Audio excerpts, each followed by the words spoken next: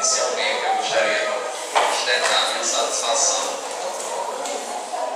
e voltar a Piranhas, essa cidade sem demagogias, que é muito bonita, e dividir esse espaço com o colega pesquisador Lúcio Procópio. É uma pessoa que nos ensina a cada momento, né, pela própria experiência de vida dele. Também gostaria de agradecer o convite a Jair Luiz e parabenizar a organização do evento, a pessoa da prefeita. E aí, antes de iniciar a minha fala, eu gostaria de pontuar e pedir, de certa maneira, a solidariedade dos amigos pesquisadores que consigam distinguir o Wesley amigo de vocês do Wesley palestrante a minha fala. São duas pessoas, infelizmente, é uma pessoa que personifica essas duas características. Agora quem está falando é o historiador, o acadêmico, não o amigo.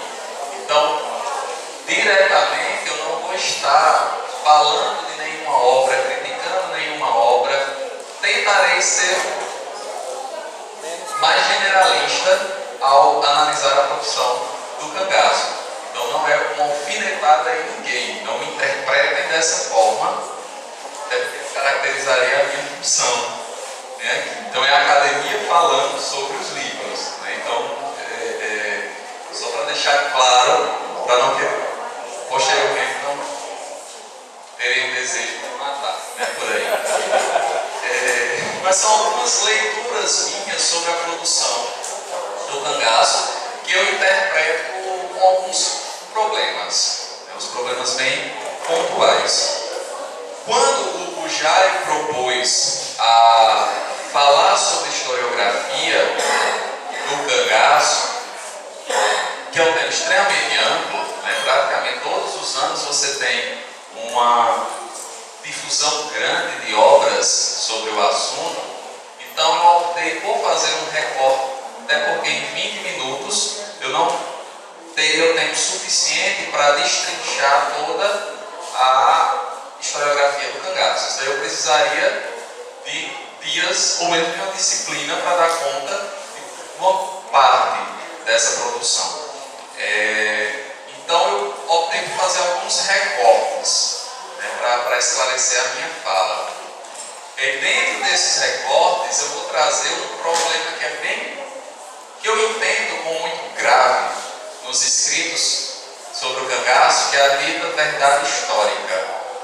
Essa senhora que alguns colocam como algo que se atinge, né? Que a dita verdade histórica, que até hoje eu estou atrás dela, né? Eu e todos os historiadores que me antecederam, né? Nenhum chegou ainda até ela, e possivelmente os que virão também não chegarão a ela.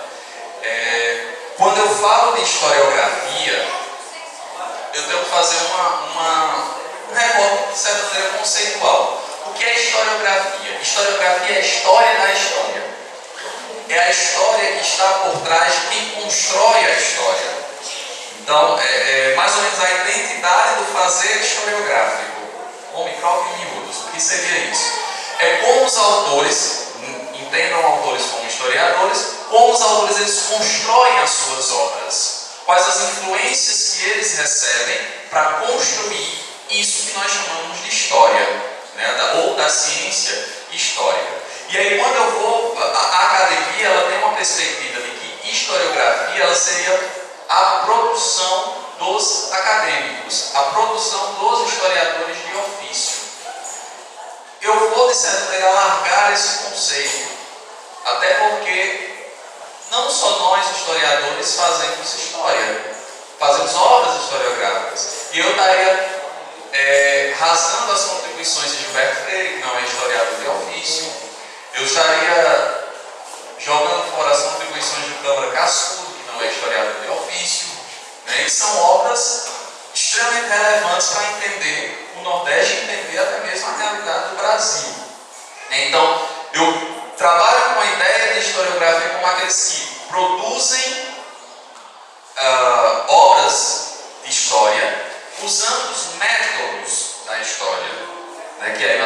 referenciar a própria memória, o próprio memorialista, que é aquele que só narra o fato, para aquele que o indivíduo que não tem uma formação acadêmica de história, mas usa as técnicas da história para poder fazer a sua produção intelectual. Nós entendemos essas obras como historiografia, pelo menos na minha fala. Obviamente, se tiver algum historiador de formação, né, aqui eles vão entender de forma diferente, até porque há um ranço, um certo protecionismo dentro da própria história, dizer que só quem é historiador é aquele que tem uma formação acadêmica. Né? Então, de certa maneira, eu estou alargando esse conceito na minha fala. Então, a produção bibliográfica sobre o cangaço, ela vai iniciar, ela tem início a partir de 1920. Esse é o recorte que eu fiz. Eu vou de 1920 até 1980, né, analisando duas fases e pegando por décadas. E aí eu escolhi, dentro dessas décadas, algumas obras que sintetizam a ideia ou a representação coletiva que os historiadores desse período faziam sobre o cangaço e especificamente sobre a figura de Lampião. Né? Só para ficar bem mais claro esse meu recorte, essa minha escolha. Mas eu não estou dizendo que nós não tivemos obras anteriores que falavam sobre o cangaço. No século XIX você tem uma proliferação de obras de memorialistas, né, que escrevem sobre o cangaço. A própria literatura regionalista, ela traz o cangaço enquanto pano de fundo para a sua narrativa. Você tem Franklin Távora escrevendo lá o Cabeleira. Antes do meu recorte dessa minha fala, já em 1910, você vai ter a obra, na década de 10, melhor dizendo, você tem duas obras que são extremamente importantes para entender o cangaço, que talvez elas criem as sementes,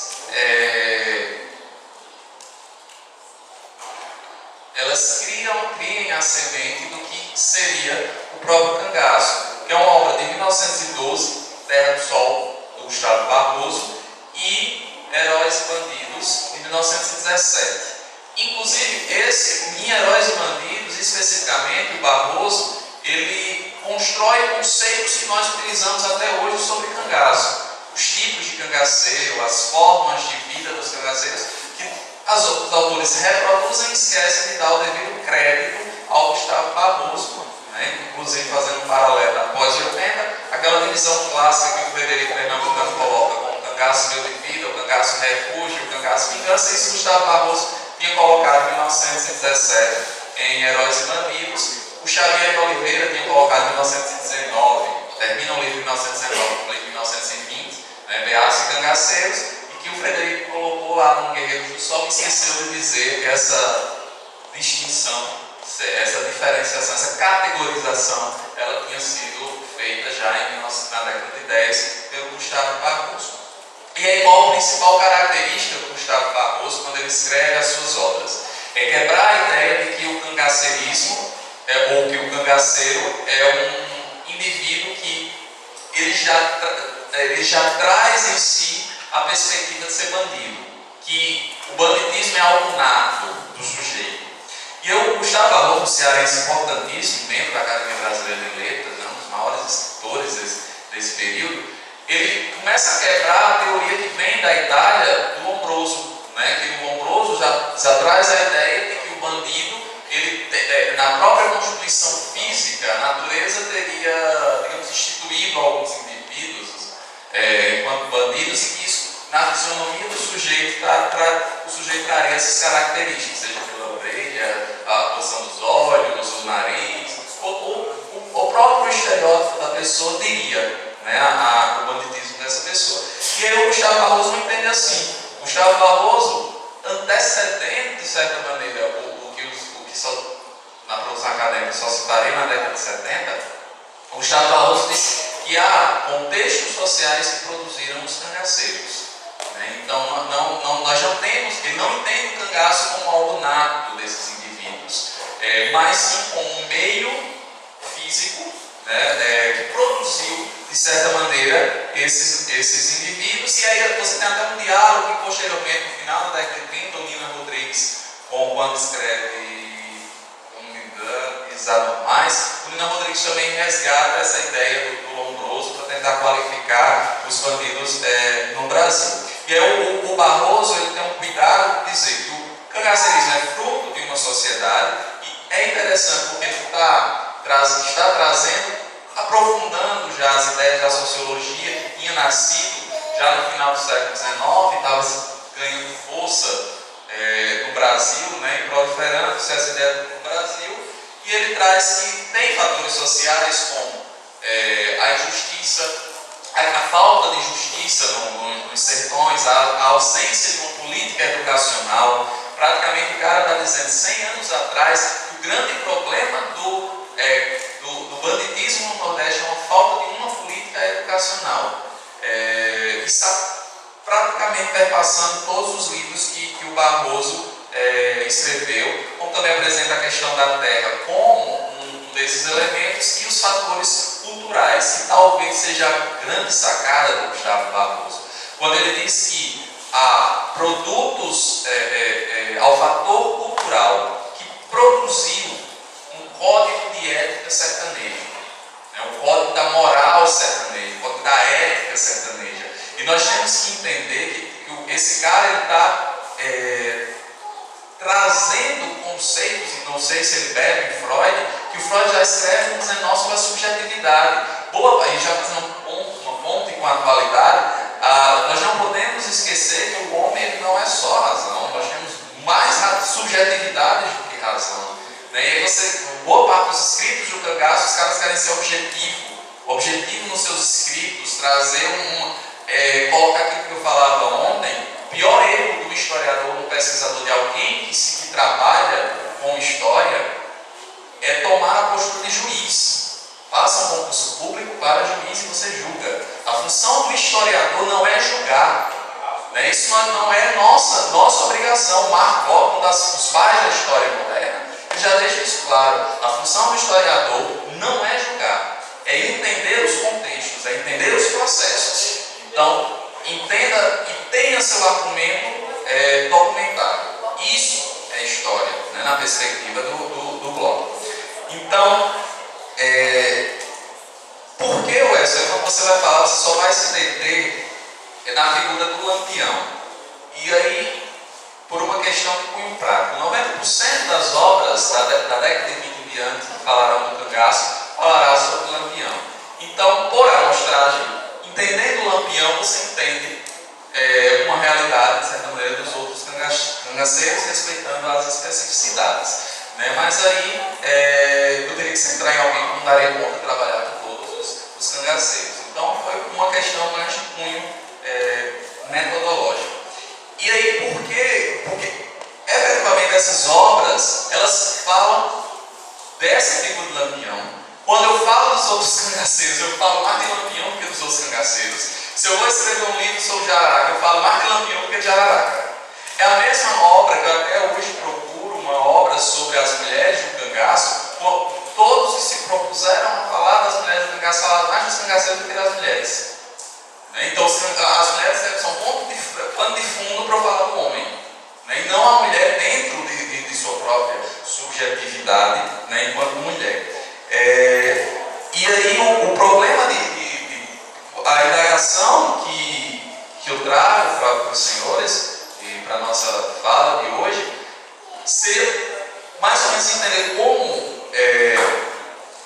o cangaço ele foi apresentado nessa produção bibliográfica de 1920 até 1980, e como essa produção ela vai apresentar uma concepção de verdade. Né? E já quando o Jairo propôs a ideia de trazer a história oral, tem uma característica extremamente importante metodológica da história oral. O cangaço, pelo menos no meu conhecimento,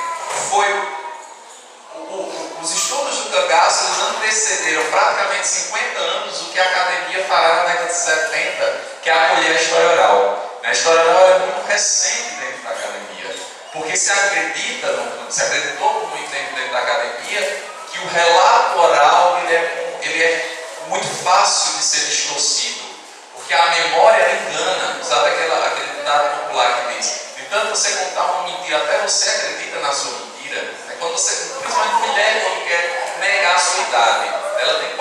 ela dizer 32. Tanto ela dizer tem 32, no dia que ela precisar dizer a idade certa, ela vai botar 32, ou não tem 32. Então, tanto falar uma mentira, você termina acreditando na sua mentira. E a memória, ela é seletiva. A memória, ela tem aquilo que a literatura vai nos apresentar como gatilhos de memória. Toda técnica, ela precisa ser manuseada com propriedade. E por vezes eu não posso, só porque alguém está me narrando uma história, eu vou escrever, colocar na figura do historiador, sem dominar a técnica. A mesma coisa que você chegar, eu soltei o corpo, vai fazer uma sutura. Simplesmente eu falei, referente do médico ou do profissional que domine a técnica fazendo aquilo. Então, o próprio ato de entrevistar alguém, a pessoa tem que ter uma formação, uma sutileza ao entrevistar para entender os não ditos, para entender os silêncios, para entender aquilo que não está evidente. Eu já vi vários documentários ou entrevistas com ex-cangaceiros, onde o cara, isso aconteceu no dia tal, fulano estava lá, Beltrano estava lá, Ciclano estava lá. Não foi? Se eu estou falando com um senhor de 80 anos, possivelmente ele foi. Foi. Você não deixou que um entrevistado fale. Você não permitiu que os gatilhos da memória, as gavetinhas, elas venham a se abrir, que o próprio entrevistado ele narre a sua história. Você induziu, de certa maneira, a produção do seu documento, ele foi falseado nesse processo. Então, ao próprio entendimento, como foi colhido esses relatos orais, ele é problemático. Por quê? Boa parte das obras que falam, que usaram a memória, ou usaram os depoimentos, pessoas que viveram a época do cangaço, eu vou tentar correr, porque são praticamente, eu exagerei, são praticamente 26 folhas, mas de texto. Mas aí a porta é um espaço livre, democrático. Então, de certa maneira, quando se busca esses relatos orais, você tem uma competição entre pesquisadores, porque eu colhi, principalmente se foi ex-cangaceiro e ex-volante, eu estou com a verdade, essa é a verdade, não existe outra verdade, porque ele disse, fulano que estava lá, ele viu, olha, está aqui, aí o outro fulano também estava, e já disse outra coisa diferente, não foi não, porque eu vou usar dois exemplos toscos, nem só para ilustrar. Se eu entrevistei o João Bezerra e se eu entrevistei o Zé Baiano, diga assim, os dois estavam no mesmo lugar, mas um disse uma coisa, outro disse outra. Não, o meu está mais verdadeiro, mas os dois estavam naquele espaço. O que você pretende, o problema que se encontra aí é essa dita verdade, você querer instituir, porque não há verdade, há verdades. E a verdade, ela não está no depoimento. Nós temos que entender que o depoimento oral, ele é apenas um testemunho. A história não é o depoimento oral, a história é a produção em cima daquele documento. É o questionamento do documento. Ao contrário do que o Jacques Legoff o Legoff é um dos grandes historiadores que morreu recentemente, francês, que há uma tradição que chega no Brasil de entender o documento como um monumento. Então o documento ele contém a verdade, o documento ele não contém a verdade. O documento ele contém uma versão sobre o passado. Até porque a verdade histórica, ela não existe porque ela morreu junto com o passado, ela foi enterrada no tempo. O que ela deixa são faíscas, são fagulhas que chegam na atualidade e que nós precisaremos da teoria da história para reconstruir os fragmentos, o que o historiador italiano Carlo Ginzburg vai falar, de que é o método indiciário. O passado nos deixou vestígios, e usa até uma analogia com a arqueologia, são os vestígios mínimos que nós não sabemos dizer com precisão se aquilo realmente foi daquele jeito, mas nós, a partir das evidências que os documentos, seja os documentos, a cultura material ou a cultura iniciatória material vai nos apresentando, nós construímos uma narrativa sobre o passado. E essa narrativa é um entendimento sobre o passado. Ela não é a verdade do passado. Porque nós não precisaríamos estarmos discutindo ainda a Grécia, porque tem pais grandes historiadores já disseram tudo sobre a Grécia. O documento ele abre uma possibilidade de discussão. E o Lucian Ferrer, que é um dos grandes historiadores do século XX, o Ferrer disse que a história é filha do seu tempo. Como a história é filha do seu tempo, cada período ela terá cada época ela terá a sua história, ou melhor, a sua Grécia, o seu renascimento e o seu cangaço. A nossa interpretação do cangaço atual possivelmente não será a mesma de 20 anos para frente, nem a mesma da década de 70. Né? Porque cada período, a documentação ela é questionada. Há uma visão, uma revisão dessa produção, e o historiador ele precisa do distanciamento para entender um objeto. Se você não se distancia, você se apaixona pelo objeto, e a paixão ela cega. Né? Quando eu não consigo entender de que um objeto histórico, ele por mais que eu ame meu pai, mas meu pai matou. Então, se você não quer falar mal do seu pai, não escreva sobre o seu pai. Para falar outra coisa. Mas, de certa maneira, aquilo, essa aproximação, ela pode trazer malefícios, né, para a construção dos fatos históricos, ou a construção de uma história. E nós temos que entender que todos nós, é a grande sacada do historiador francês chamado Michel Certeau, quando Certeau ele diz que nós temos lugares sociais. O que são lugares sociais? São lugares de fala. Todos nós temos influências no meio. Ao mesmo tempo que eu produzo a história, eu sou produzido, enquanto historiador, pelo meu espaço. Então isso, se eu tiver uma experiência maior de vida com um volante, possivelmente eu teria uma tendência maior para falar dos volantes. Com o cangaceiro, possivelmente para o cangaceiro. E isso é o lugar social. Para que eu entenda uma obra, eu tenho que entender o lugar social daquela obra. Ou seja, perguntinhas básicas. Quem é o autor? Qual a formação do autor? Qual a ideologia do autor? Se eu pego um livro e eu já sei que o cara é comunista, eu já tenho pelo menos 20% da interpretação daquele livro, você precisa ler. Porque é o lugar social do cara. Né? A influência social, como diria o Certeau, que produziu esse escritor. Então, nós temos que entender que toda produção historiográfica, seja de um pesquisador que não tem a formação em história, ou seja, até mesmo nós acadêmicos, toda a nossa construção historiográfica ela está perpassada por interesses, intencionalidades que carecem de uma reflexão. Bom, então, pessoal, quando eu vou metodologicamente eu encontro um problema nessas obras de 60, eu estou falando de 20 a 80, eu não estou falando posteriormente a 80, apesar de ter características que vão passar da década de 80, uma grande questão que essa produção sobre o cangaço ela traz é essa ideia de verdade. Todos os livros eles colocam-se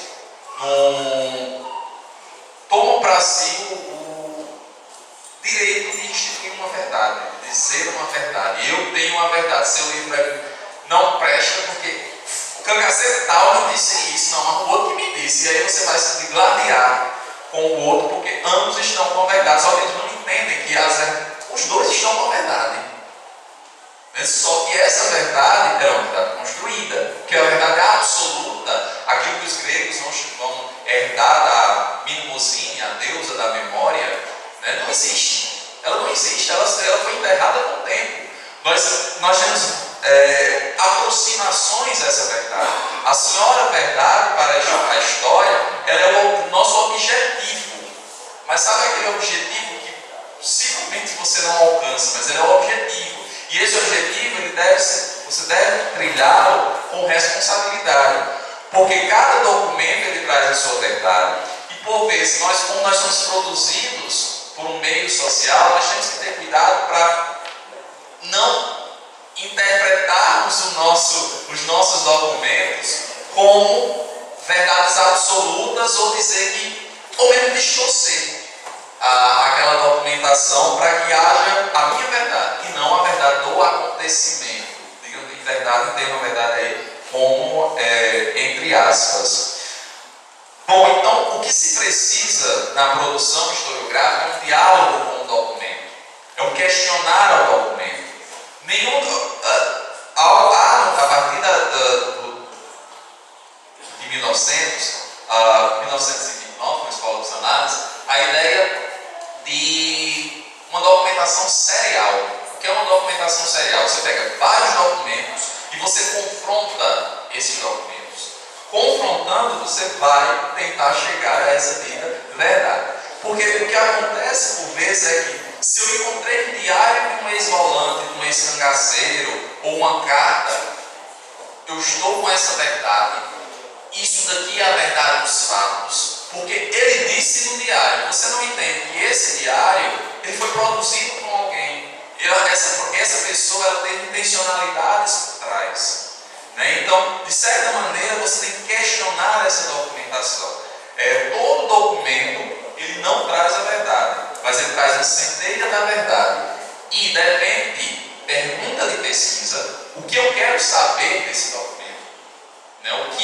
Quais as minhas intenções com esse documento e o método que eu vou utilizar. Então é quase uma prática de quando se pega essa documentação, você atribui que eu estou com a verdade absoluta e o relato oral, principalmente ex-cangaceiros e ex-volantes, são supra-sumo acima do bem e do mal. Se você não questiona que cada um que depõe, principalmente quando os cangaceiros viram estrela, cada um que depõe vai tentar chegar aos holofotes, até porque Lampião é uma marca, vende, eu preciso colocar na capa do meu livro. Se eu vou falar do cangaceiro Jararaca, eu preciso colocar Jararaca ou cangaceiro do Lampião para vender meu livro. Porque se não tiver Lampião no meio, possivelmente sua obra não vai ser tão vendida. Né? Tem até um trabalho de uma menina da UFPE, né, que o Lampião é a marca que vende o Nordeste. Então, dando um salto, porque já está aqui colhendo meu tempo, de certa maneira, toda a produção, a partir da década de 20, nós temos, em 20, a partir da obra que é lapidada, se eu só me achar, porque já era aqui, está tentando em me desconcentrar. E aí, a partir de 1920, nós vamos ter duas fases. E aí, quem atribuía essas fases assim, metodologicamente, só para ficar mais claro a fala, de 1920 a 1960, que seria uma primeira fase dos escritos bibliográficos sobre o cangaço, de 1960 até 1980, que eu nomeio um renascimento dos estudos do cangaço. Então, de 1920 a 1930, você tem a fase factual e narrativista jornalística. Todos os livros desse período eles vão se deter mais em narrar os feitos dos cangaceiros e das volantes. É uma primeira fase. E aí essas obras trazem os cangaceiros como bestas, como feras, né, como entraves, de certa maneira, ao desenvolvimento do Nordeste. Em 1926 você tem a obra do Hélio de Almeida, né, Lampião, sua história, possivelmente comentada pelo governador da Paraíba, João Suassuna.